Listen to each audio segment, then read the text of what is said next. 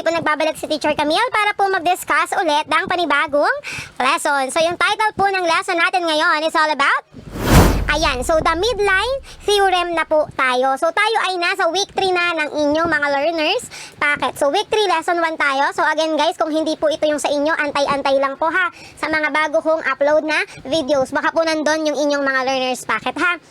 So, dito muna tayo. The midline theorem, pero syempre bago tayo mag-start, magkaroon muna tayo ng short discussion para maunawaan natin yung mga terminology. So, mag-start tayo kay midline. So, sabi sa midline, pakibasa. Charot. Syempre wala tayong face-to-face, so ako na lang di magbabasa. So sabi dyan, a segment that joins the midpoints of the two sides of a triangle. So given po, nakikita nyo triangle dito sa right side. So si triangle ABC. So given daw yan, pag sinabi natin daw midline, segment daw siya na nagjo-join ng dalawang midpoint ng two sides of a triangle. So as you can see in this figure, our midline, so yung tinatawag nating midline, dito ko lalagay ha. Yung tinatawag nating midline dyan is si line segment. Sino dyan? Si line segment DE. So, ito yung tinatawag nating midline dyan. Kasi sabi sa definition, it is a segment that joins. So, pinagsasama niya daw yung dalawang midpoint nung dalawang side.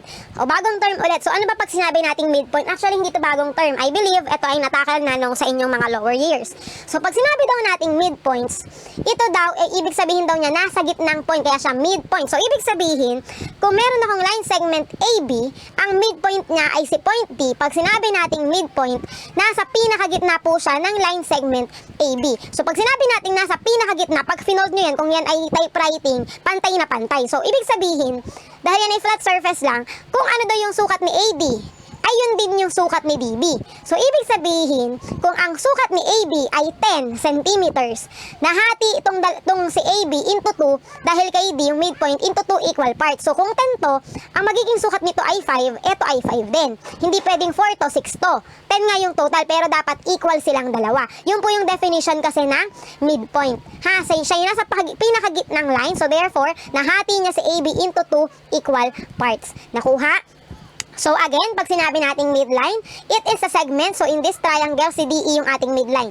Segment daw na nagjo-join dun sa dalawang midpoints ng two sides of our triangle. So si midpoint D at si midpoint E. So si midpoint D ang midpoint ni AB, si midpoint E naman yung midpoint ng ating side BC. Nakuha? So yung midline natin ay si DE. Nakuha? So continue tayo, malinaw sana yung midline ha. Midline pa rin tayo, definition. So actually, magpo-fall na po siya as property ng ating midline. So sabi dito, yung midline daw ay parallel to the third side of the triangle. Dahil ito na yung unang nakuha nating side, unang side na nabanggit, yung third side natin na i-consider ay si side AC na. So ibig sabihin, si midline or yung ating DE ay parallel daw sa third side of triangle. So ito daw ay parallel kay AC. Nakuha? So ibig sabihin, si line segment DE, di ba yan yung symbol natin ng parallel, yung parang arrow? Si line segment DE is parallel kay side AC, yung third side ng ating triangle ABC. So again, one of the property, si midline daw ay parallel dito kay AC, which is yung ating third side of the triangle. So malinaw sana ha. And ano pa yung isang property niya? And half the length of the third side of the triangle. Yun guys, sa pinaiksi ko lang. Again, ano pa daw masasabi natin kay midline? Ito, half the length daw siya ng third side ng ating triangle. Siya daw ay kalahati ng sukat ng ating third side. So therefore guys, kung ang AC natin ay 8 centimeters, ano daw ang sukat ng ating DE? Very good, 4. Kasi sabi sa definition, ang midline ay kalahati ng sukat ng third side ng ating triangle. So therefore, kung ang third side AC is 8 centimeters, si DE ay 4 centimeters. Kasi nga po, half the length po siya ng ating third side of the triangle. Nakuha? So ayan, sana malinaw na malinaw yung ating discussion when it comes to midline and its properties. Kung malinaw na, let's start answering your learning activity number 1 in your learners packet. True or false lang naman ito, so madali lang. So sabi dito, number 1 tayo. The endpoints, sakit na ganun na muna ako, start pa lang. So sabi dyan, the endpoints of a mid-segment, guys, yung mid-segment, midline din po yun ha, other term. So yung endpoint daw ng mid-segment natin, di ba guys, in this case, ang mid-segment ay si DE. Yung endpoint daw niyan, or yung pinakadulong point, are midpoints. So ibig sabihin daw ba, etong mid-segment DE, yung dulong point daw po niyan, midpoints po ba? Is it true or false? So the answer is true. Di ba? True po na midpoints po yan, di ba? Sabi sa definition, that joins the midpoints of the two sides of the triangle. So therefore, yung dalawang endpoint nila yung segment DE, which is si point D at si point E, ay midpoint naman talaga. Di ba? Si D ay midpoint ni AB, si E naman ay midpoint ni side BC. Nakuha? So ibig sabihin, number 1 is true, that the endpoints of a mid-segment or a midline, same lang yon, are midpoints. Nakuha? So we're done with number 1. So, number 2 na tayo. Sabi sa number 2, a mid-segment is parallel to the third side. Mid-segment, guys, yun po ulit ha, midline po yun. Ito daw po ba is parallel to the side of the triangle that it does not intersect? So, ibig sabihin ba si DE, parallel ba siya dun sa side ng triangle na hindi niya na-intersect? So, pag sinabing hindi niya na-intersect, hindi niya tinamaan. So, as you can see, given the midline DE, tinamaan niya or nag-intersect siya kay side AB at kay side BC. Tama po ba tinamaan niya? So, ibig sabihin, ang tinutukoy dito sa number 2 na side na hindi niya na-intersect ay si side AC. Tatlo lang naman yung side natin, di ba? Si AB, si BC, si AC. Tama? So, tinamaan niya or na-intersect niya si AB, tsaka si side CB. So, ibig sabihin, ang tinutukoy na side dito ay si side AC. Malinaw yun ha? So sabi, the mid-segment is parallel to the side of the triangle that it does not intersect. So si DE daw po ba or yung ating mid-segment ay parallel kay AC? So the answer is true also. Tama po ba? So ito ay parallel naman talaga dito. So medyo nakakalito lang kasi pinaligoy-ligoy lang. So 'di ba binanggit diyan na parallel to the third side of the triangle that it does not intersect. So ibig sabihin po nun ang tinutukoy lang nun is yung ating third side of the triangle. So nakuha. So number 3 na po tayo.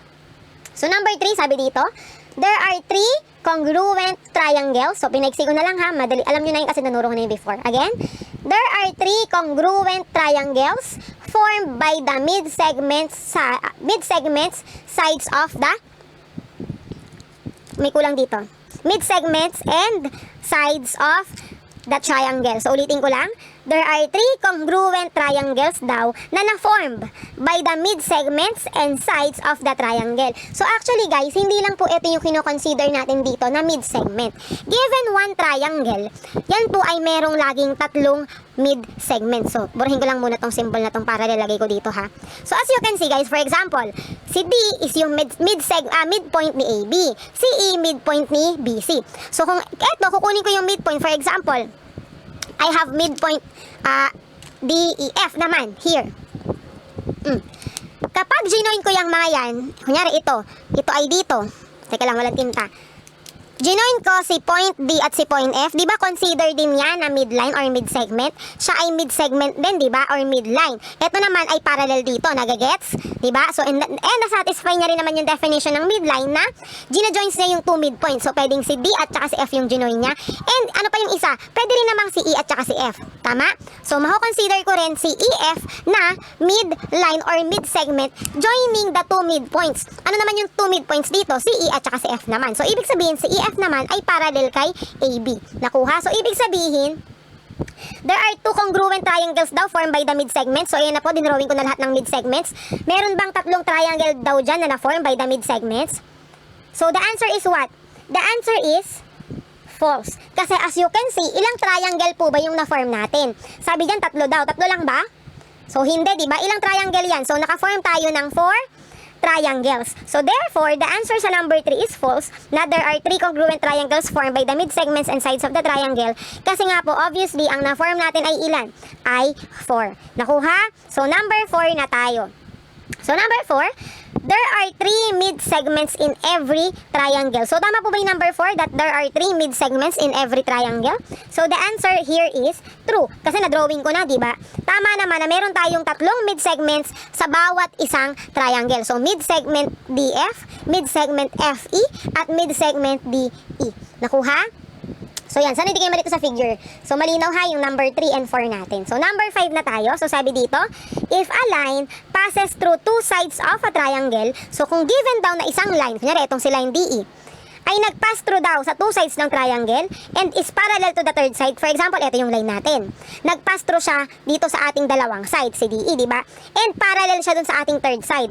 Then it is a mid-segment. So we can consider na daw ba agad na yung ating line DE?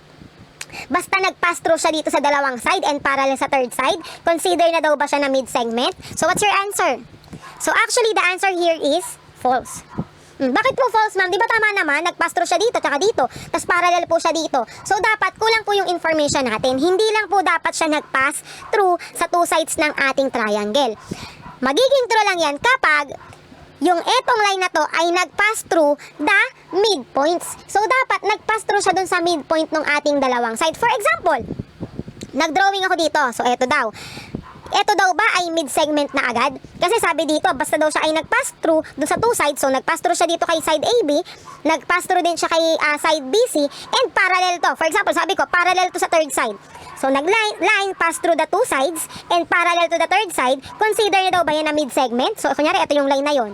False, di ba? Kasi po, hindi lang siya dapat nag-pass through doon sa ating dalawang side. Dapat doon siya nag-pass through doon sa midpoint para masabi natin na siya ay midline. Kasi nga sa definition, it is a segment that joins the midpoints. Nakuha? Sa number 5 kasi, pwedeng ito yung line na yon, na-satisfy niya naman na it passes through the two sides of the triangle and parallel to the third side. Pero wala naman po siya sa gitna. So therefore, we cannot consider that line as a midline po. Nakuha? Dapat, kung meron ditong if a line passes through that midpoints of the two sides of a triangle. So that's the time lang that this statement will be true. Nakuha? So ayan. So natapos na natin agad ang ating learning activity number 1. True or false lang po naman tayo. So number 1 is true, number 2 is true, 3 is false, 4 is true, and we have number 5 which is false. Nakuha? Ayan. So bago ko tapusin to, balikan lang natin to. It is parallel to the third side and half the length of the third side. So sabi ang midline daw is half the length. So for example guys, ang midline natin here is si DE, di ba?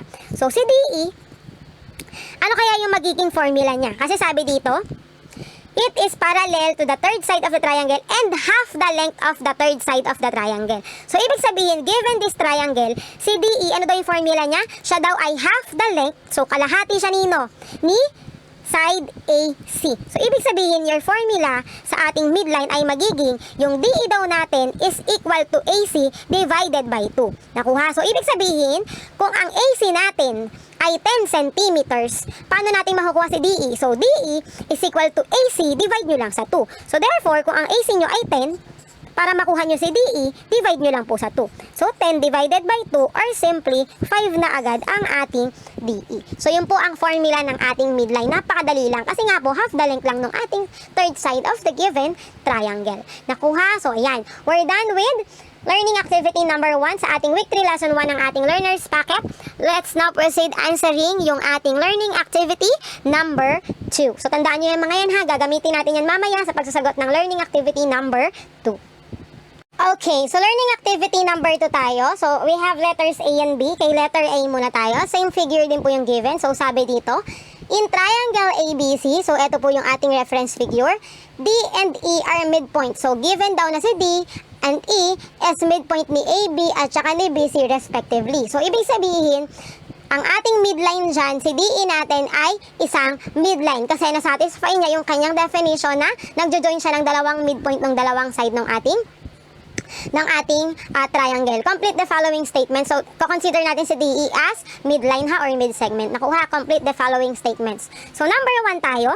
So, sabi dyan, if DE daw is 12. So, kung ang haba daw ng ating DE ay 12, gaano daw kahaba yung ating AC? So, sabi kanina, di ba, kung titingnan natin, napakadali lang. So, alam na natin agad na ang AC natin is 24. Bakit? Kasi alam ko, ma'am, na si DE ay kalahati nung ating AC, di ba? Pero sabi ko, may formula tayo dyan. DE or yung ating midline ay equal sa yung AC ay hahatiin natin sa gitna. I-divide natin into 2 kasi alam natin na sabi sa ating property, half as long siya ng ating third side. Siyempre, using this one, kung gusto ng teacher niyo ng formula, substitute lang natin yung mga value. So, ang DE natin is what? Ang DE natin is 12 is equal to AC, yung ating missing, over 2. And sabi natin, kapag meron po tayong denominator, tayo po ay nag-multiply. So, multiply both side by 2. So, cancel, di ba? Kabaliktaran kasi siya. Kapag multiplication naman, nagdi-divide. Kapag naman division, tayo ay nagmumultiply. So, 2 times 12 is 24. And then, dito cancel. So, matitira na lang si AC. So, kung gusto ng teacher nyo ng may formula, ganito po yung formula. O di kaya naman guys, from here, kung masanay kayo ng cross multiplication, pwede naman po. Pag sinabi natin cross multiplication, i-multiply natin siya ng pa-cross. So, ibig sabihin, di ba yan may invisible 1, right? So, AC times 1 is AC is equal to 12 times 2 is 24. So, kung saan po kayo mas nadadalian. So, again guys, ang DE natin daw ay 12. Ano daw yung sukat ni AC? Actually, even without the formula, alam ko na agad na ita-times 2 ko lang to, yung sukat na siya ni AC, di ba? Pero sabi ko nga, kung gusto ng teacher nyo ng formula, so ganito po yung gagamitin natin lagi. Na yung DE natin or yung midline natin is equal to yung third side natin, di-divide nyo lang sa 2. Nakuha? So, ganyan po yung magiging formula natin, ha? So, ganun lang kadali yung number 1, number 2 na tayo. Sobrahin ko na to ha, number 2. So, sabi sa number 2, kung yung AC naman daw natin is 42, so 42 ito, then ano naman daw yung DE natin? So, in this case, baliktad naman. Given si AC, ito naman ang nawawala. So, syempre, using pa rin this formula, yung AC natin ang given, si DE nawawala, so si DE wala. Is equal to, ang AC natin ay 42, divided by 2. So, our DE na agad-agad is 42 divided by 2 or simply 21. So, yun na po yung answer natin sa number 2. So, actually, di ba, kahit wala nga ito, kayang-kaya nyo na yan. Basta kapag ito yung given, divide nyo lang sa 2 para makuha nyo ito. Pag ito naman yung given, times nyo lang to sa 2 para makuha nyo naman ito. Nakuha? So, number 3 na tayo. So, number 3, ang AD daw. So, ito, burahin ko na ulit. Burahin ko na ito. Ang AD daw natin ay 7. So, ito si AD, right? Diba, guys? Ito, 8 to. Lalagyan natin ng measurement. So, 7 daw ang haba nito. Ang tinatanong, gaano daw kahaba si AB? So, si AB natin ay ito yung kabuuan. So, gaano kaya siya kahaba? Siya po ay 14. So, paano ko nasabing 14? Kasi guys, given that our AD is 7. So, ibig sabihin, dahil si point D ay midpoint or gitnang point siya ni AB, alam ko na nahati niya to into 2 equal parts. So, ibig sabihin, kung si AD ay 7, I can say that BB is also 7. Tama po ba? Kasi nga po, midpoint si D, definition ng midpoint. And kung 7 ang haba nito, 7 din ang haba nito, ang hinahanap is yung kabuuang haba ni AB, simply just add 7 plus 7 para makuha nyo yung haba ni AB. As simple as that. Diba? Madali lang. So, we're done with number 3. Let's now proceed with number 4 na tayo. So, burahin ko na ito ha, para hindi kayo malito. So, number 4 tayo. If yung BC daw ay 36, so in this case guys, ito si BC. Ito, diba? From here hanggang dito. So, ito si BE. Again, from here papunta doon. So, ito yung haba niya.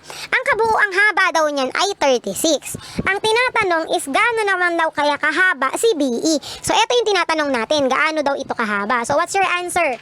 So, the answer is 18. So, paano naging 18, ma'am?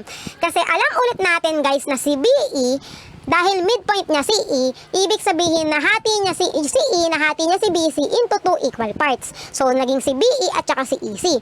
And dahil nga midpoint, nahati niya into 2 equal parts. So, ano ba ang kalahati ng 36? Diba 18? So, 18 to, 18 din to. Kung 18 ang haba nito, 18 din yung haba nito. And syempre, the combination of the two, 18 plus 18 is 36. Nakuha. So, therefore, yung kalahati natin or yung BE natin, alam ko na 18. Hindi pwedeng ito ay, diba 36, hindi pwedeng yung kalahati ay 20, yung kalahati ay 16. Although 36 siya, hindi na naman na-satisfy yung definition ng midline. Diba? Or midpoint rather. Nakuha. So, yun na po yung answer sa number 4. Madali lang ulit, diba? So, let's now proceed answering your number 5. So, parahin ko na ulit ito. So, sabi sa number 5, if BD is 8. So, lagyan ko ulit ng label. Ito daw si BD.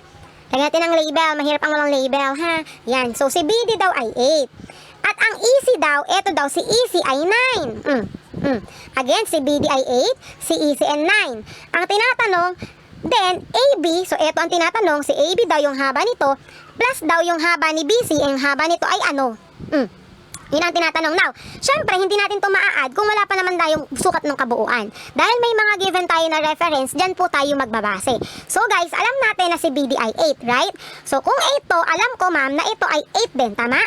Yes, kasi nga po midpoint to, so therefore equal tong dalawang to. Kahit si EC lang yung given na 9, alam kong si BE is also 9, ma'am. Why? Kasi nga po midpoint si E. At pag sinabi nating midpoint, ma'am, nahati niya ito into 2 equal parts. So kung 9 to, ma'am, 9 din to. O ba't ko nilagyan ng mga sukat yan? Kasi nga ang hinahanap is yung sum nito at saka nito. So dahil meron na diyang sukat, alam ko na ang sum nito ni AB ang sukat nito ni AB ay 8 plus 8 which is 16, right?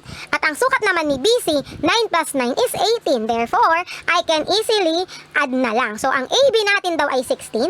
So, kung ang AB ay 16 plus ang BC naman natin ay 18, ano ang sum nila? What is the sum? So, 16 plus 18 or simply 34. Nakuha? So, yan. Madali lang, di ba? So, basta ang alam niyo yung mga property ng ating triangle, ng ating midline theorem, madali lang kayo makakapagsagot ng mga ganito given. So, we're done na with letter A. So, magpo-proceed na po tayo kay letter B. Okay, so learning activity number 2 pa rin tayo, pero this time tayo po ay nasa letter B na. So, sabi sa letter B, given triangle ABC. So, ito naman yung given natin na triangle. D daw is the midpoint of AC. So, tama naman yung drawing. Si daw ay midpoint ni AC. At si E naman daw ay midpoint ni AB. Find the unknown values. So, parang same lang din ng kanina ha. Pero in this case guys, may mga variables na tayo. So, basahin ko lang to ha. We have, itong si AD daw ay 3x minus 1. Si DE daw ay 15. Si AE daw ay 10. Si DC daw ay 5. Si CB daw ay 3Z. Letter Z yun ha. And si EB naman daw is Y plus 4. So, ito po yung ating magiging reference figure. Magsagot na tayo one by one. So, yan po ay numbers 1 to 8. Sinulat ko lang muna si number 1 para makita nyo yung solution natin isa-isa. Okay? So, number 1 na tayo. So, number 1, ang hinahanap is si variable x, right?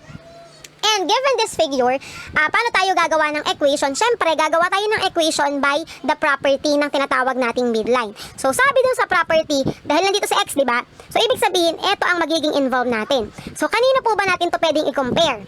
Base sa definition, kanino siya equal? Di ba ang ka-equal nito ay ito, right? So, bakit gagawa ako dito? Kasi ito, wala naman siyang connection dito o kaya dito. O kaya dito o kaya dito. Walang nabanggit na ganun, di ba?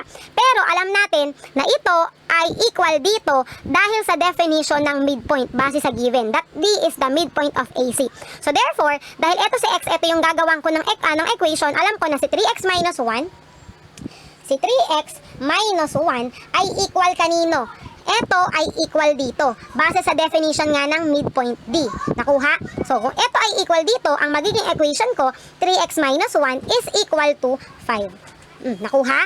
So, doon ang galing yung aking equation. So, pag wala kasi kayo equation, di kayo makakapag-solve for x. Nakuha? So, from here, magsosolve na tayo. So, si negative 1 ay isasama ko kay positive 5. So, matitira dito si 3x is equal to si 5. Makakasama niyan si negative 1 dahil tatawid ng equal sign, magiging positive 1 na po. Nakuha? And 3x now is equal to 5 plus 1 which is 6. So, nakuha na ba natin yung value ni x? Hindi pa dahil may kasama pa si x na kailangang mawala. Ano yun? Si 3. Since multiplication, kayo ay magdi-divide. Divide both side by 3. So, cancel. Matitira si x now is equal to 6 divided by 3 or simply 2. So, number 1, ang hinahanap natin ay x given na that our x is what?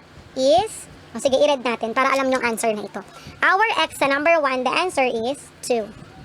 Nakuha? So, we're done with number 1. Madali lang, diba? Basta gagawa kayo ng equation.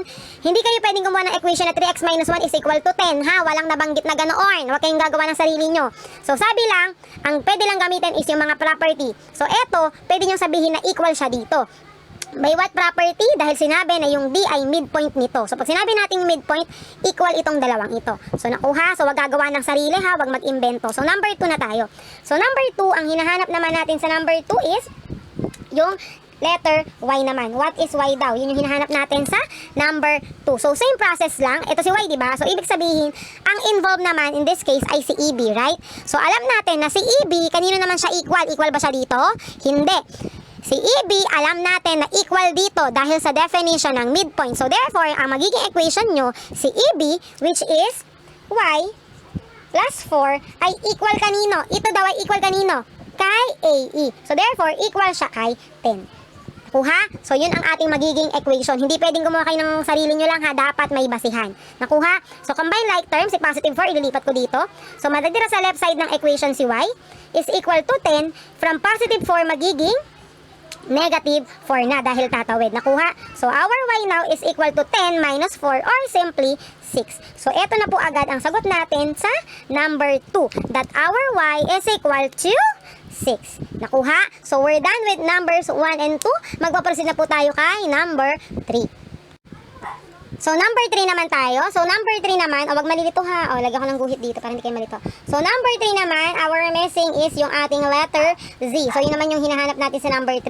So, kung mapapansin nyo in our figure, eto po si letter Z. Ayun si variable Z, diba? So, ibig sabihin, ano yung magiging equation natin? Eto po ba ay equal dito? Hindi, diba? Hindi sila equal. Unlike eto equal to, eto equal to. Ano yung pwede natin gawing equation dito? Base sa property na nabanggit sa ating midline theorem, dahil involve si 3Z, dahil involve yung ating third side ng triangle, ano lang po ba yung property na nasabi doon tungkol sa third side? That yung midline natin ay half as long as the third side, diba? So, ibig sabihin, ang magiging equation natin dyan ay si 3Z ay equal siya kanino? Kay 2 times the DE. Tama po ba ako? Ulitin ko ha. Ano ang magiging equation ko? Na si 3Z ay equal kay DE. Hindi lang basta kay DE, kundi sa doble ng DE. Ulitin ko ha, si 3Z daw ay equal sa 2 times the DE. Tama naman, diba? Sabi sa definition, ito daw ay kalahati. So therefore, kung ito ay 30 ang sukat, tapos ito ay 15, times 2 nyo. Nakuha? So, kung nalilito kayo sa ganito, sige, ang gamitin nating formula is yung sa formula ng midline. So, sabi sa midline, that DE, di ba yung formula kanina? That DE is equal to, kung ano yung third side, in this case, ang third side natin ay 3Z, di ba? Is equal siya kay 3Z divided by 2. Natatandaan nyo yung kanina, yung our DE is equal to CB divided by 2, na yung midline natin ay equal sa kalahati ng ating CB. So, yun yung gagawin natin dito sa ating formula, ha? So, yan yung ginamit ko. Now, substitute natin. May value tayo ni DE. Meron, di ba? Si DE natin ay 15, right? So, 15 is equal to 3Z dahil yung nawawala natin. So, copy lang. 3Z over 2. So, from here, pwedeng cross multiplication or pwede rin namang mag-times kayo both side by 2. Why? Kasi ang tinitira natin ay si Z, diba? So, kailangan mawala lahat ng kasama niya. So, unahin natin si denominator. So, pag nag-multiply ka ng 2 dito, mag-multiply ka rin syempre sa kabila. Nakuha? So, 2 times 15 is 30. Is equal to, kaya ka nag-times para makapag-cancel ka kasi 2 divided by 2 is 1, so therefore cancel. Is equal to, matitira na lang si 3Z. Nakuha? So may kasama pa ba si Z na kailangan mawala? Meron. Si 3, therefore, magdi-divide tayo both side by 3. So cancel. Our Z now is equal to 30 divided by 3, which is 10. Nakuha? So ayan. Ito na po ang ating magiging answer sa number 3, that our Z is 10. So again guys, pwede kayong gumamit ng ganitong formula base sa definition ng ating midline, na yung midline daw natin ay equal sa kalahati ng third side. Or pwede rin naman, kung gusto nyo nang baliktad, yung third side naman natin, di ba ito si third side? Ang third side naman daw natin, si CB, ay equal naman daw sa doble naman ng ating DE. Tama po ba? Kung ang CB natin ay, kunyari ito ay 40, equal lang siya kapag dinoble ko ito. Kung ito ay 40, ito ay 20, so 2 times 20, 40. Nakuha, baliktad siya ha. Kapag ang DE ang hinahanap, kalahatiin nyo ito. Pag naman ang hinahanap ay DE, ay ulit, kapag naman daw ang hinahanap ay CB, given naman si DE, doblehin nyo naman ito. Madali lang naman, di ba? Again, kung ito ang given, para makuha nyo to, doblehin nyo lang yan. So, ito siya. Kapag naman ito ang given, nawawala ito, kalahatiin nyo lang ito. So, ito naman yun. Nakuha. So, kung ano man dyan ang gusto nyo gamitin, same lang. So, kunyari, ito ginamit ko. Gamitin natin to. Tignan natin kung same lang. Si CB ay 3Z, right? So, 3Z is equal to 2 times DE. At ang DE natin ay 15. So, 3Z is equal to 2 times 15, 30. May kasama pa si Z, meron si 3. So, divide both side by 3, cancel. So, our Z is equal to 30 divided by 3, which is 10 din. And as you can see, same lang din po siya doon. Nakuha? So, yan. Pareho lang din yan ha. Depende sa inyo kung saan nyo mas-strip gamitin. Nakuha? So, we're done with number 3. Magpo-proceed na tayo kay number 4. So, number 4 na tayo. Number 4 natin is, dito ko na lang ilagay. So, number 4 natin, ang hinahanap ay si AB is equal to what daw? Si AB. So, tingnan natin. Nasaan dyan si AB? Burahin ko ito. Ang AB natin, nasaan? Ayun, ito si AB, diba? So, ang AB natin, ano daw ang AB? Dito ko na nga lang ilalagay para merong values. Para merong formula. Or solution rather. So, AB. Ano daw ang ating AB? So, guys, alam natin that our AB, ito si AB, diba? Yung haba nito. Tama? So, ang AB natin, makukuha lang natin yan kapag pinag-plus ko si AE at saka si EB. So, ibig sabihin, AB is equal to AE plus EB. Tama po ba si ma'am? Plus EB. Right? So, ang AB natin is, hindi ko nasulat to. So, ibig sabihin, ang sum nilang dalawa ay AE. Ano ba ang AE? Ang AE natin is 10, right? Plus, ano ba ang sukat ni EB? May sukat na ba tayo ni EB? Wala pa, di ba? Ang EB natin ay Y plus 4. So, ang EB natin ay Y plus 4. Tama? And ang Y natin, nakuha na natin yung value ni Y, di ba? Ang Y natin is ano? Ayun o, ay 6. So, substitute nyo lang. Is equal to 10 plus ang Y natin ay 6. Tama? Plus 4. So, plus lang natin. So, our AB now is equal to 10 plus 6 plus 4. So, 10 plus 6 is 16 plus 4 is 20. So, therefore, our AB is equal to 20. So, lagay ko dito. Nakuha. So, again, paano natin nakuha sa AB? Siyempre, dahil sa AB is yung haba nito, kailangan i-plus nyo si AE at saka si EB. So, ang AE natin is 10. Ang EB natin ay hindi pa nakukuha, wala pang value kasi siya ay expression pa na Y plus 4. Pero alam natin na ang Y natin ay 6, tama? And 6 plus 4 is 10, right? So, ito ay 10 na din kasi may value na tayo ni Y. Kasi 6 plus 4 is 10. And alam naman natin, even without solving this one, alam natin na kung ano yung sukat nito, yun din yung sukat nito, right? So, 10 plus 10, yun na yung kabuuan, AB, which is 20. So, yun na po yung sagot natin kay number 4. So, mag-proceed na tayo kay number 5. So, number 5 natin, ang hinahanap naman ay si EB. So, our EB now, so tingnan natin. Ayan, ito daw si EB. Baliktad naman kasi. Dapat ito inuna no? Si EB daw natin ay ano, nasolve na natin kanina. So, our EB, base sa given, EB is equal to Y plus 4, right? So, our Y is what? Is 6, tama? Plus 4. So, our EB now is 6 plus 4 or simply 10. So, eto na yung sukat ng ating EB. Tama? Dapat inuna ito bago dito, di ba? Dapat sinolve muna si EB bago natin hanapin yung AB. Baliktad naman kasi. So, hindi kami sinisisihin yung learners. Bakit? Sinabi ko lang na dapat naman talaga una ito, di ba? So, ayan. So, ang EB nyo ay 10. Tama? So, eto na siya. So, mag-proceed na tayo kay number 6. So, number 6 natin, ang hinahanap ay si AC naman. So, AC. So, what is our AC? Ito din yun ha, yung kabuuan. So, ayan, nauna naman si AC. Hanapin muna natin sa AD. Actually, yun ay number 7. So, number 7, dito ko na lang lagay. Number 7, ang hinahanap ay si AD. Bakit ko uunahin to? Para, dahil ito ay meron na, hanapin din natin muna to para makuha natin yung buong AC, di ba? So, our AD daw, yun ang nawawala. As you can see in a given, our AD, ito sa AD, di ba, ay 3x minus 1, right? Substitute the value, may value na kayo ni x. Ang x natin ay 2. So, ibig sabihin, palitan nyo lang si x ng 2 minus 1. So, our AD is 3 times 2, we have 6 minus 1. So, ibig sabihin, ang AD natin ay 6 minus 1 or simply 5. So, may value na tayo ni AD. Ang AD daw natin ay 5. So, kung alam nyo ito, si AD, ang haba nito ay 5. So, lagay ko lang dito. Yan yun ha. So, AD ay 5.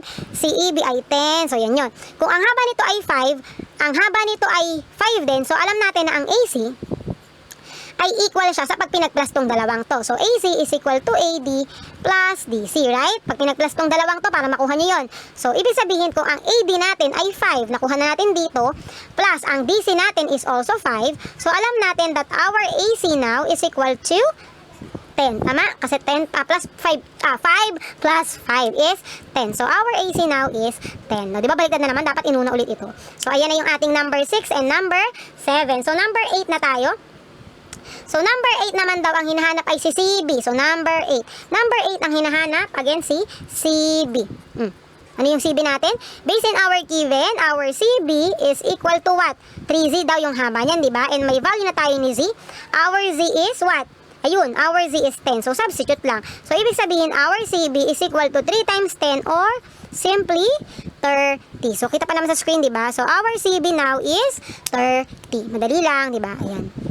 Ayan, so ibig sabihin hindi natin namamalayan na tapos na pala natin ang numbers 1, 2, 3, 4, 5, 6, 7, 8 ng ating learning activity number 2, letter B. So ibig sabihin, hindi ko na puputulin yung video natin. Sagutan na natin hanggang dulo para isang video na lang. Magpo-proceed na po tayo agad-agad sa ating learning activity number 3. Okay, so nasa learning activity number 3 na tayo. So sabi dito, given triangle ABC, so ito yung ating magiging reference. So si DE daw, given that DE is a midline. So ibig sabihin dahil nabanggit na yan ay midline, so pwede natin gamitin yung mga properties natin ha, nakuha when it comes to midline. So number 1 tayo, sabi dyan, Multiple choice tayo ha. Which of the following statements is not always true? Yung hindi daw laging true. So isa-isayin natin. Letter A tayo. DE daw is parallel to AC. So si DE ay parallel daw dito. Ito po ba ay true or hindi? Yan ay true, di ba? Always true yan. Dahil alam natin, pag sinabi nating midline, siya ay parallel talaga lagi doon sa ating third side. So therefore, hindi si A. Sa letter B naman tayo. Si angle BDE daw, BDE. So nasan siya? Ito siya guys, di ba? So si angle BDE has the same measure as angle BAC. So ito daw bang angle na ito ay equal dito? So actually guys, yan po ay true. Ewan ko kung natatandaan nyo pa yung lesson nyo about sa transversal. Yung two parallel lines cut by a transversal. So, yan pong ganyan, yung same side, interior angle, same side, may mga property po yan. So, therefore, I can say na tama naman na ito ay equal sa sukat nito. So, hindi ko na itatakil yun ha, yung tungkol sa transversal kasi mas napakahaba po nun. Ha, pero basta masasabi natin na ito ay equal dito kasi po yan ay same side angle. Nakuha? So, ibig sabihin na letter B is hindi rin kasi true siya. Next, letter C tayo, angle BDE. So, ito siya, angle BDE has the same measure daw with angle B. Burahin ko ito para makikita niyo yung pagko-compareance. Equal daw siya kay BCA. So, ito siya. Ito daw ba ay laging equal kay BCA? So, the answer is what? So, ayan. So, ito po yung sagot natin. It is not always true. So, therefore, sa number 1, the answer is letter C. Kasi number 4, AC is twice the length of DE. Si AC daw ay doble ng sukat ni DE. So, lagi rin po siyang true. So, therefore, sa number 1, the answer is letter C. That angle BDE has the same measure with angle BCA. So, ito daw ay equal dito. So, the answer is not always true. Ha, may mga triangle na mag-i-equal sila pero hindi po sila laging true. Ha, kasi yung letter B natin, BDE at saka ito, always true talaga sila kasi nga po, parallel lines yan, cut by a transversal. Nakuha, so mahaba-habang discussion ulit yun. I believe na-discuss na yun nung kayo ay grade 7 or grade 8. So, yon. Tapos na tayo sa number 1, so number 2 na tayo. So, magko-compute na tayo. So, sabi sa number 2, kung yung DE daw, so kung ang DE daw, so burahin ko na ulit yung mga given kanina. Kung ang DE daw ay 10 feet, so eto ha, kung ang haba daw nito ay 10 feet, gaano daw kahaba si AC? So alam natin na siya ay 20 feet na agad-agad. O, ba't naging 20 feet? Kasi alam nyo naman na ito ay kalahati nito, di ba? So, ibig sabihin, kung ano yung sukat nito, times 2 ko lang, makukuha ko na yung sukat ng ating AC. So, dito na pa yung solution kasi na-discuss na naman natin kanina yan, di ba? Nakuha. So, number 3 na tayo. So, sabi sa number 3, burahin ko na ito ha, kasi given to sa number 2. Kung ang AC daw ay 30 feet, so ito naman yung given natin guys, 30 feet daw ang haba niyan. Gaano naman daw kahaba si DE? So kabaliktaran ng kanina na ito yung given, times 2 ko lang para makuha nyo to. Ito naman yung given, paano makukuha ito? So divided by 2 naman, nakuha ko. Kung ito ay 30 feet, gaano naman kahaba si DE? So siya ay 15 feet. Nakuha, again, kung gaano naman kahaba ito, divide nyo lang sa 2 para makuha nyo yung haba ni DE. Kasi obviously, mas maigsi, diba? So, the answer is 15 feet. So, madali lang, diba? Hindi ko na ulit papakita yung solution yan kasi, diba, na-discuss na yan kanina, yung mga sinagutan natin. So, number 4 na tayo. So, sabi sa number 4, burahin ko na ito. If DE daw ay x plus 2, so eto, kung x plus 2 daw ang haba niyan, at ang AC naman daw ay x plus 10, how long is DE? So, syempre, hindi natin malalaman ang sukat ni DE o kaya naman ni AC kung ano man yung hinahanap kung wala naman tayong value ng ating variable, yung ating x, diba? So, therefore, kailangan mag-solve muna ako for x, right? So, now, paano tayo gagawa ng equation? Pwede po kayong gumamit ng ating formula ng ating midline na yung midline natin ay equal sa kalahati ng ating third side. Natatandaan niyo yung formula na yan? Again, yung midline natin which is DC, ang formula niyan ay kalahatiin nyo lang yung third side. Pwedeng ito or pwede namang vice versa. Pwede nyo namang gamitin yung, kung given naman si third side, pwede nyo namang gamitin itong formula na ito. DE, nakikita ba? Kapag given naman do yung third side, paano makukuha? Hindi pala masyadong kaya, teka ulitin ko ha. Kapag ang hinahanap ay mid-segment, DE, ang formula niyan ay i-divide nyo lang sa 2 yung ating third side, in this case si AC. Kapag naman daw, ang given ay si third, ang hinahanap ay si third side, si AC in this case, para makuha nyo naman daw yan, times nyo lang sa 2 yung ating midline. Nagigets po ba? Kapag nawawala ito, divide nyo lang sa 2 to. Kapag naman nawawala si AC, times 2 nyo lang ito para makuha nyo naman ito. Nakuha, so alin man dyan ay pwede nyo gamitin. So number 4, DE daw is x plus 2. So ito na yung gamitin natin para wala tayong denominator ha. Ang AC daw ay x plus 10. So substitute natin, ito gagamitin ni ma'am ha. So AC is equal to 2 times DE. Ito na yung gagamitin ko, pero kahit sabi ko nga kahit ano sa dalawang yan. Nakuha? So ang AC natin, substitute natin yung mga given ay x plus 10. Is equal to 2, syempre constant yon. Ang DE naman natin, base sa given ay x plus 2. Pag may equation na, solve for x na lang tayo. So x plus 10 is equal to, syempre hindi pwedeng pagsamahin, didistribute natin si 2. So 2 times x is 2x. 2 times positive 2 is positive 4. Marunong na naman kayo mag-solve, di ba? Yan. So from there, combine like term tayo. Si x ang isasama ko doon kasi mas malaki si 2x. Lipat ko si x dito. So ibig sabihin si 2x ay mananatili dito. From positive x lilipat magiging negative x. Si positive 10 ay mananatili dito. Si positive 4, dahil ililipat ko doon sa kabila, magiging negative 4. Nakuha? Solve. Isang negative, isang positive, different sign subtract, and then get the sign of the higher number. So si 6 ay positive, or pwede nyo nang hindi ilagay. So negative 4 plus 10 is positive 6 is equal to 2x minus x is x. So ibig sabihin, our value of x is 6. Nakuha kasi 2x minus x is 1x or simply x. Nakuha, pero yun na po ba yung answer natin, ma'am? 6? Hindi po, kasi value to ni x, di ba? Value yan ni x. Ang tinatanong, how long is DE? So, ibig sabihin, yung DE natin, ang hahanapin natin. And base sa given, DE is equal to x plus 2, right? So, may value na tayo ni x. Ang x ay 6, so substitute. 6 plus 2. So, our DE now is equal to 6 plus 2 or simply 8. So again guys, wag malilito ha. Nakuha nyo lang yung value ni x dito. Baka yun na yung piliin nyo. Hindi po. Ang hinahanap is how long is DE. So ito yung ating magiging answer. Our DE is 8. Nakuha. So yun na po yung sagot natin sa number 4. So sana malinaw. Magpo-proceed na po tayo kay, hindi pala masyadong kita. Ayan. So magpo-proceed na po tayo kay number 5. So number 5 na tayo. Burahin ko na ito. So number 5 tayo, sabi dyan, if DE naman daw, so burahin ko na ito mga given ha, ang DE naman daw ay 2x minus 14. Ang AC naman daw ay x plus 2. So how long is DE? So ito naman ang hinahanap. So again guys, pwede nyo gamitin ito, or pwede rin namang ito. Ito na lang gamitin ko para wala na pong denominator. So AC is equal to 2 times DE. So this time, ang isa-substitute naman natin itong mga bagong given. So our AC daw ay x plus 2. Yung 2 ay constant. Our DE naman daw ay 2x minus 14, right? So, same process, x plus 2, just copy, is equal to, distribute natin, 2 times 2x is 4x, 2 times negative 14, dahil different sign, always negative when it comes to multiplication. So, 2 times 14 is negative 28. And then, combine like term. So, si x ang isasama ko dito dahil mas malaki si 4x. So, si 4x mananatili. Si positive x dahil tatawid, magiging negative x. Same process here. Mananatili si positive 2, si negative 28 ang isasama ko dito, so siya ay magiging positive 28 na. Or pwede nyo na hindi ilagay dahil wala naman siyang katabi. So 28 plus 2 is 30 is equal to 4x minus x is 3x. Kasi may invisible 1 yan, di ba? 4 minus 1 is 3, copy x. May kasama pa si x na kailangang mawala, si 3. So divide both side by 3, cancel. Kita ba sa screen? So dito ko na lang ilalagay. So our x now is equal to 30 divided by 3 or simply 10.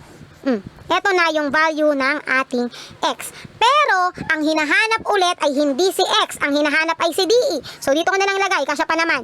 Base sa given, our DE is equal to 2x minus 14. Ayan o. Tingnan nyo na lang mabuti ha, 2x minus 14. So, substitute natin. Our x is 10. So, 2 times 10 minus 14. So, 2 times 10 is 20 minus 14. So, our DE now is equal to 20 minus 14 is 6. So, ito yung final answer natin sa number 5. So, the answer is 6. So, again, wag malilito. Pag na-solve si x, hindi pa yun ang answer ha, kasi ang hinahanap ay si DE. So, isa-substitute natin siya doon kay DE. So, ayan. So, sana malinaw ha, yung numbers 1, 2, 3, 4, and 5. So, kung medyo mabilis yung aking pag-solve, balik-balikan nyo na lang yung video para mas magets. So, ibig sabihin, we're done na rin with learning activity number 3. So, actually guys, meron pang learning activity number 4, pero hindi ko na isasagutan, kayo na po ang magsagot kasi po, Ang gagawin lang naman doon ay hahanapin nyo lang yung definition ng midline, properties, and example. And yun naman po ay nasa inyong learner's packet. Kokopyahin nyo na lang. Ha, kasi definition and properties lang naman. So, ibig sabihin, kung hindi ko nasasagutan yung learning task or learning activity number 4, dito ko natatapusin ang aking video. So, medyo mahaba na rin naman, di ba? So, ibig sabihin, nagpapaalam na pong muli si Teacher Camille. So, sana po ay nakatulong ulit itong video na ito. Kung nagustuhan mo guys, students there, huwag kalimutan i-like at mag-iwan na rin kayo ng comment kung hindi na naman ito ang inyong activity. And syempre, kung ito nga ay nakatulong sa inyo, i-share nyo na rin ito sa inyong mga classmates para makapagsagot din sila ng kanilang mga learners or learning activity. And syempre, kung bago ka pa lang sa aking channel, huwag kalimutang mag-subscribe para po pag may bagong upload si Teacher Camille ay ma-notify po kita. So yon, maraming salamat again. This is Teacher Camille saying goodbye!